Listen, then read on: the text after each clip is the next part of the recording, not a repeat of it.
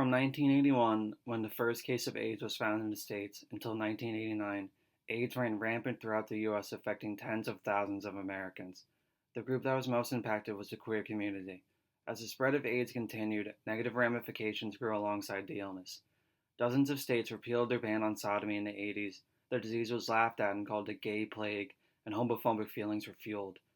At the time, President Reagan would not even let the acronym AIDS leave his mouth until 1985. By this point, 12,000 Americans have died.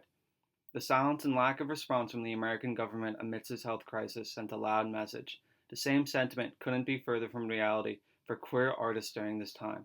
One of the most recognized and active artists in the 1980s was Keith Haring. Keith Haring dedicated himself to providing accessible public art that addressed social issues and critiqued institutional power.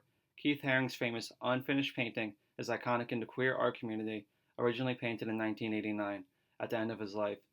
Haring purposely left the painting unfinished to represent his life being cut short due to AIDS and the art he would not be able to create. Haring was outspoken against the government's handling of AIDS epidemic and coined the phrase "silence equals death."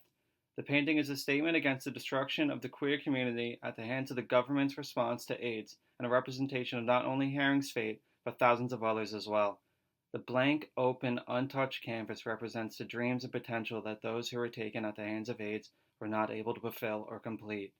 The paint dripping down the left side of the canvas represents life slowly being drained from the victims.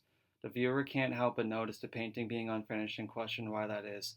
It's a beautiful but heartbreaking piece of art. Haring's unfinished painting is not only a symbol of the AIDS crisis destruction, but a reminder of the suffering and LGBTQIA plus communities had to endure. I chose this act of violence because misconceptions about AIDS in the queer community are still prevalent in today's society. And I chose a specific painting because I think it shows the power art holds when discussing social issues.